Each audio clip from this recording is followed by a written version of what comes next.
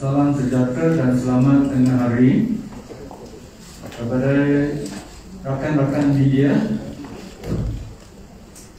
Terima kasih kerana hadir dalam sidang media bersama dengan Yang Berhormat Tuan Khairy Jamaluddin, Menteri Kesihatan Malaysia.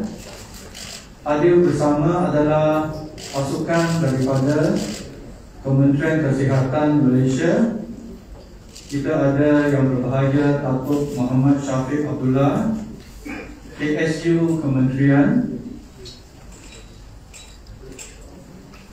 Kita ada Yang Berbahagia Dr. Chong Chi Kiong, Timbalan Ketua Pengarah Kesihatan Awam di KKM. Yang Berbahagia Datuk Dr. Asmayani Khalid, Timbalan Ketua Pengarah Kesihatan Perubatan, yang tidak asing kerana mantan pengarah JKN negeri. Kita juga ada Yang Berbahagia Datuk Syahrul Bahiyah binti Abu, tak asing juga, bekas pegawai kewangan negeri, kini Setiausaha Usaha Bahagian Kanan Pembangunan KKM. Kita ada Yang Berbahagia Dr. Ma'ruf Sudin, Pengarah JKN. Yang Berhormat Tim Guan Eng, Ahli Parlimen. Yang Berhormat Di Bunpo, Ahli Exco. Yang Berhormat Steven Sim. Yang Berhormat Datuk Seri SUK, serta wakil-wakil dari CITF Negeri dan Persekutuan. Tak lupa Yang Berbahagia Nasrul Fahami Muhammad, Pengarah MKN Negeri Pulau Pinang. Kita Exco Kesihatan Dr. Nolila tidak dapat hadir, walaupun hadir dalam mesyuarat tadi kerana close contact. Jadi saya nak mulakan sidang media dengan sedikit kata-kata pendahuluan. Terima kasih kepada Yang Berhormat Menteri serta delegasi dari KKM yang menerima jemputan untuk melawat Pulau Pinang bagi memantau keadaan COVID-19 di negeri Pulau Pinang. Ini lawatan Yang Berhormat Khairy kali ketiga pada tahun ini. Dua kali terdahulu ini adalah sebagai Menteri Penjelaras PICK dan sekarang adalah selaku Menteri Kesihatan. Setelah melawat Sabah, ini negeri yang kedua yang dilawati oleh Yang Berhormat Khairy. Pagi tadi kita sudah pun ada dua mesyuarat. Pertamanya adalah mesyuarat di antara Yang Berhormat Menteri dengan saya dan pasukan masing-masing bagi membincang isu yang kita hadapi. Dan saya percaya Menteri sendiri sudah pun mendengar rayuan dari pihak negeri dan JKN negeri dan akan mengumumkan ketetapan-ketetapan yang dicapai dan diekori oleh satu lagi mesyuarat CITF negeri, iaitu Task Force COVID Immunization Program, di mana KKN dan juga pihak kerajaan negeri telah memberi taklimat berhubung dengan isu-isu dengan berkaitan dengan PICK. Dan untuk meneruskan sidang media, saya dengan sukacita menjemput Yang Berhormat Menteri untuk memberi kenyataan. Terima kasih semua. Assalamualaikum warahmatullahi wabarakatuh dan salam sehat sejahtera Yang Berhormat Tuan Chong Konyau, Ketua Menteri Pulau Pinang, seterusnya Yang Berhormat Saudara Lee Eng, Yang Berhormat Saudara Steven Sim, Yang Berhormat Saudara P, Exco Kerajaan Negeri Pulau Pinang, seterusnya Susah Kerajaan Negeri dan Bapak Kanan KKM, rakan-rakan daripada media. Pertamanya saya merakamkan ucapan terima kasih kepada Yang Berhormat Ketua Menteri Pulau Pinang kerana dapat kita mengadakan perjumpaan dan selepas itu mesyuarat secara rasmi berkenaan dengan keadaan di Pulau Pinang yang semakin merisaukan disebabkan kes jangkitan yang meningkat. Saya telah membuat keputusan untuk datang hari ini bersama dengan pengurusan kanan KKN untuk membuat beberapa ketetapan dan keputusan. Bersama dengan saya adalah KSU dan juga dua daripada timbalan Ketua Pengarah dan Sri Ketua Pengarah hari ini berada di Pulau Langkawi untuk melihat pembukaan travel bubble di Langkawi. Jadi hari ini kita telah melihat kepada langkah-langkah untuk memastikan pertamanya indikator penting di Pulau Pinang, iaitu kadar kemasukan ke hospital, penggunaan ICU, kadar kematian, dan juga secara umumnya kadar jangkitan dapat kita turunkan dalam masa yang terdekat. Kita telah bincang beberapa strategi. Yang pertama adalah of course untuk kita selesaikan pemberian vaksin, sebab kita tahu ini adalah satu perlindungan yang penting daripada COVID-19, dan kita telah diberitahu bahawa Pulau Pinang dijangkakan melengkapkan 100% pemberian vaksin kepada golongan dewasa pada 31 Oktober. Jadi sekarang ini usaha untuk kita mop up mereka yang belum lagi menerima vaksin, ya. Sebahagian besar telah pun menerima vaksin dos yang pertama, dan kita masih menjejaki mereka 10% lagi dewasa yang belum dapat sekurang-kurangnya 1 dos. Ada banyak kaedah, kita sedang melaksanakan mobile outreach, kita pergi ke rumah melibatkan wakil rakyat, adun dan sebagainya untuk kita mop up semua yang belum lagi menerima vaksin mereka. Untuk itu kita dah mula buka beberapa PPV, 10 PPV kepada walk-in, ya, sejak 8 September. Sebelum itu kita dah buat untuk warga emas, tapi 8 September kita buka 10 PPV untuk walk-in, dan dalam tempoh masa 3 hari 5,507 orang telah hadir untuk walk-in, dan kita akan buat keputusan tidak lama lagi berkenaan dengan walk-in untuk bukan warga negara. Sekarang ini walk-in untuk warga negara Malaysia dewasa yang mana bilangannya semakin berkurangan. Jadi apabila ramai yang dah terima vaksin mereka, kita akan buka kepada beberapa PTB yang akan kita identify untuk walk-in kepada bukan warga negara Malaysia, seperti mana yang kita buat di Lembah Kelang, Stadium Bukit Jalil, di designate ataupun dikenal pasti sebagai PTB untuk bukan warga negara. Dan kita akan buat di Pulau Pinang juga untuk kita mop up semua warga negara bukan Malaysia yang mungkin belum lagi menerima vaksin melalui PIKAS ataupun enggan keluar untuk mendapat vaksinasi mereka. Jadi kita akan buat kempen komunikasi seperti mana yang kita buat di Lembah Kelang dalam bahasa-bahasa kerja-kerja asing untuk kita menggalakkan mereka menerima vaksin mereka. Saya juga ingin memaklumkan bahawa kita akan mulakan vaksinasi untuk golongan remaja dalam 2 minggu lagi di Pulau Pinang. Kita sudah pun membuat unduran. Pulau Pinang boleh bermula pada mungkin minggu keempat pada bulan September ini, dan kita akan melaksanakan pemberian vaksin kepada golongan remaja. Kebanyakannya kita akan buat di sekolah-sekolah. Kita akan buka sekolah mereka dan murid-murid akan dipanggil mengikut keutamaan yang telah pun kita kenal pasti, dan mereka akan hadir di sekolah untuk menerima vaksin mereka bersama dengan ibu bapa mereka untuk memberi kebenaran mereka mendapat vaksin mereka. Saya akan umumkan minggu depan tentang jadual untuk lebih lain bagi vaksinasi untuk golongan remaja ini. Kita yakin bahawa dengan ada kadar vaksinasi yang tinggi, terutamanya dalam tempoh masa 3 hingga 4 minggu akan datang, bila ramai yang akan melengkapi 2 dos, kita harap bahawa ujuran kita, indikator penting seperti kemasukan ke ICU dan hospital dan juga kematian akan menurun. Tetapi apabila kita membuat unduran tersebut, kita dapati bahawa kita masih lagi ada dalam 2-3 minggu yang kritikal.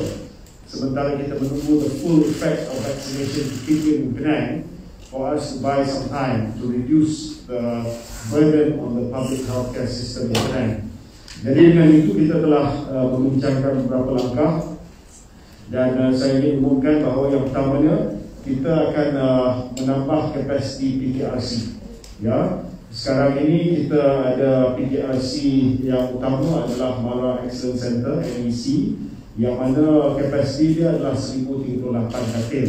Penggunaan dia hanya 500 sahaja. Jadi kita akan encourage more people in category 1 and 2 also to go to the PKRC. Ada keengganan di kalangan penduduk Pulau Pinang untuk pergi ke PKRC. We work together with the community leaders, wakil rakyat, untuk menggalakkan mereka yang berisiko tinggi untuk pergi ke PKRC. Kita juga akan buka PKRC tambahan di Pulaza, Pusat Latihan Zakat, 190 katil tambahan, dan Kementerian Kesihatan Malaysia akan menyokong pembukaan PKRC swasta, private PKRC yang dapat dibuat di hotel-hotel. Jadi kalau ada syarikat-syarikat kilang-kilang yang ingin membuat private PKRC seperti mana yang kita buat PIKAS dulu, we will facilitate that untuk mereka membiayai pembukaan PKRC swasta untuk kerja mereka, dan mungkin mereka boleh menyumbang akses kapasiti kepada orang ramai supaya mereka dapat cross subsidize some of them who want to go to the private PKRC. Saya juga ingin memaklumkan bahawa kita akan juga berbincang dengan hospital-hospital swasta untuk minta mereka meningkatkan kapasiti, bukan hanya untuk non-COVID patient di kantin, tetapi juga untuk COVID patient ataupun pesakit-pesakit COVID di hospital mereka. Kita telah dapat persetujuan daripada hospital swasta untuk tambahan 300 katil untuk di kantin, ya. Tapi kita akan minta 1,000 more beds be made available by the private hospitals, especially for COVID patient. Sebab sekarang ini COVID bed capacity di hospital swasta dah 87%, ICU capacity di hospital swasta 117%. They are not making more available. That is what they are having available. Jadi kita akan minta mereka menggunakan kapasiti yang sedia ada untuk menambah lagi kapasiti yang mereka boleh ambil di hospital swasta. We are doing the engagement first, ya. Tapi saya nak maklum kepada hospital swasta, KKM has the power to requisition its hospitals, provide that if they still are not forthcoming with more capacity. Tapi saya tak nak sampai tahap kita paksa requisition mereka, ya. We still want to talk to them to get them to provide the capacity. Dan ini adalah untuk pesakit-pesakit yang mampu bayar, dan Pulau Pinang ini ramai yang mampu bayar untuk mendapat kemudahan di hospital-hospital swasta tersebut. Saya juga ingin merayu kepada klinik-klinik swasta, pengamal swasta GP, untuk tampil membantu kita dalam pemantauan mereka yang home quarantine di bawah CAC. Now is the time for the GPs to play a part, ya. Memang ada sedikit pembayaran yang perlu kita buat, RM5 dan sebagainya. I think I will try to subsidize some of it. But if all the GPs can come forward, look after 10-15 patients each, jadi pemantauan kita kepada mereka yang home quarantine ini dapat ditingkatkan untuk kita mengelak daripada berlakunya BID ataupun kerosakan tahap kesihatan mereka yang mendadak. Saya juga ingin umumkan bahawa saya juga telah meluluskan tambahan 10 katil ICU modular di Hospital Kepala Batas yang akan kita hantar dengan segera, dan saya akan melaksanakan ataupun mengadakan lawatan tapak ke Hospital Pulau Pinang nanti untuk kita timbangkan pembukaan Hospital Medan di perkarangan Hospital Pulau Pinang nanti, 100 katil tambahan field hospital in Penang Hospital. We are also mobilizing and remobilizing satu usaha untuk kita menghantar 200 kaki tangan barisan hadapan tambahan, terdiri daripada medical officer, medical assistants dan juga jururawat. Di Pulau Pinang ini ada kekurangan jururawat yang mana kita akan remobilize daripada negeri-negeri lain and kita akan segerakan penghantaran kaki tangan yang baru ini. Saya juga ingin memaklumkan bahawa kita sedang melihat peningkatan jumlah golongan yang lebih muda yang sekarang ini dalam kategori 3 dan 5, dan mereka sekarang ini yang kita risau adalah peningkatan kes hypoxia, iaitu komplikasi kandungan oksigen rendah dengan tiada apa-apa gejala. Ini menjadi pembunuh senyap ataupun silent killer. Dan antara usaha yang kita akan tingkatkan adalah pemberian alat mengesan kadar oksigen dalam darah ataupun oximeter kepada mereka yang berisiko tinggi. Saya telah minta supaya kita dengan segera melaksanakan kiraan bajet untuk kita mengadakan satu assistance ataupun sumbangan oksimeter kepada keluarga yang memerlukannya. Dan juga kita akan update dari segi komunikasi kita, sebab antara signal awal hypoxia ini adalah denyutan nadi yang tinggi ataupun tachycardia.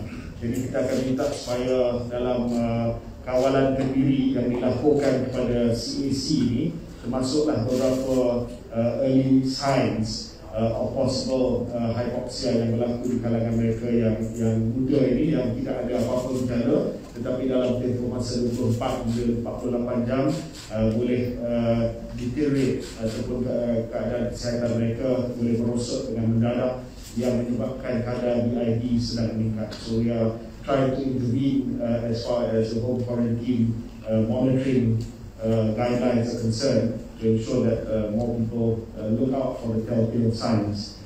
Saya juga ingin mengumumkan bahawa atas semangat pendekatan bipartisan untuk kita mengatasi masalah yang sedang berlaku di Pulau Pinang pada waktu ini, kita memerlukan penyelarasan yang lebih dekat antara kerajaan pusat dan juga kerajaan negeri. Kerajaan negeri pada sini tidak ada masalah untuk kita berhubung. Saya sentiasa berhubung dengan WhatsApp dengan Yang Berhormat Ketua Menteri, tetapi saya dan telah bincang dengan Yang Berhormat dan juga Yang Berhormat Saudara Lim Guan Eng. Mungkin kita perlu ada koordinator di peringkat federal and D yang akan sentiasa dapat follow up bersama dengan saya, seperti mana yang kita lantik Yang Berhormat Kian Meng dulu, Dr. Kian Meng di Selangor, untuk membantu saya menyelaraskan Operation Search Capacity dulu. Jadi hari ini kita umumkan Yang Berhormat Saudara Steven Sim telah pun kita setuju bersama akan menjadi penyelaras, menjadi the point person as far as I'm concerned. Saya daripada POS dengan Yang Berhormat untuk kita supaya saya dapat cepat dapat tahu apakah permintaan di lapangan di kalangan ahli-ahli Dewan Undangan Negeri, Wakil Rakyat dan sebagainya, selain daripada hubungan yang ada antara saya dengan Yang Berhormat Ketua Menteri dan juga Yang Berhormat Dr. Malena, Exco Kesihatan Pulau Pinang. Jadi itu antara perkara yang saya nak sampaikan kepada media pada hari ini. Saya buka kepada beberapa soalan. Terima kasih. Terima kasih. Untuk kesulitan di DPP, dia akan juga digerakkan bila? Kita nak pergi tengok lawatan tapak petang ini, dan kalau didapati tapak itu sesuai dan sebagainya, kita akan mula perolehan segera.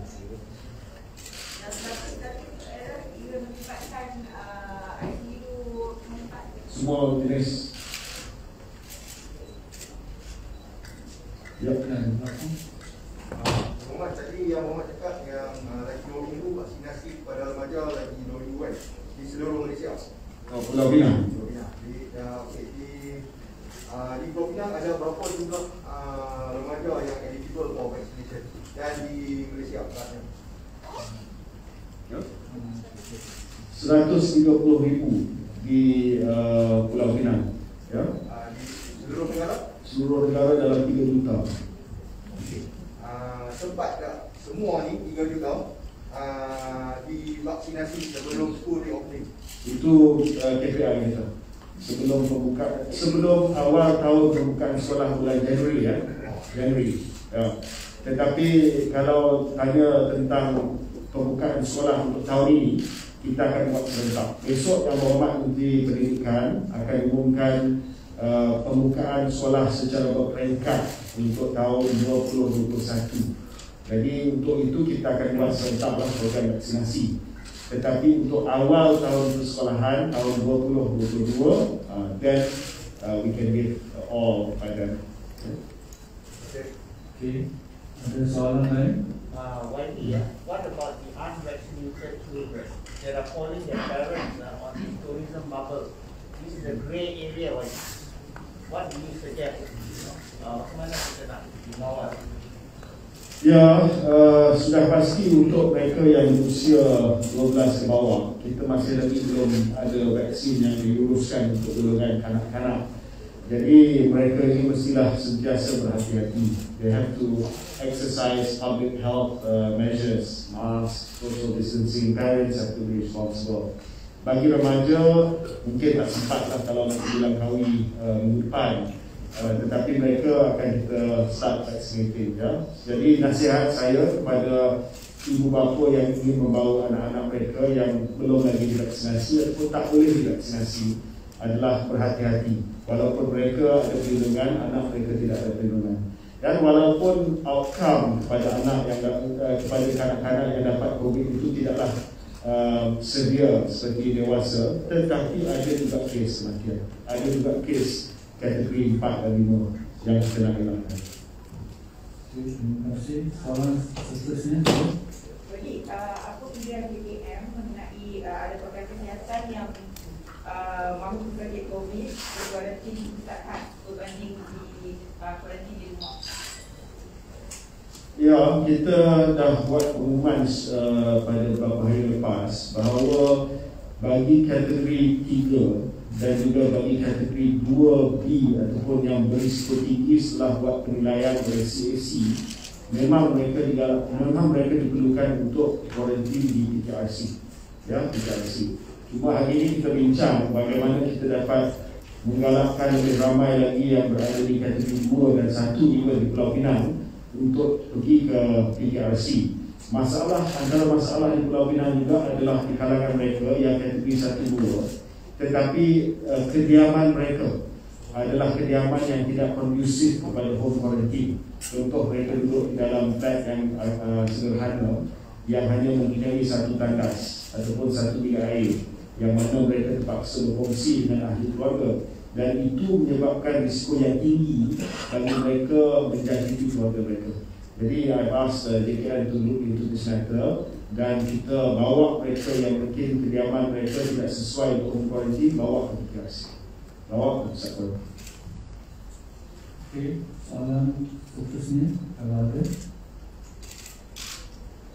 Any more question? There will be another session in the press of during the visit this afternoon.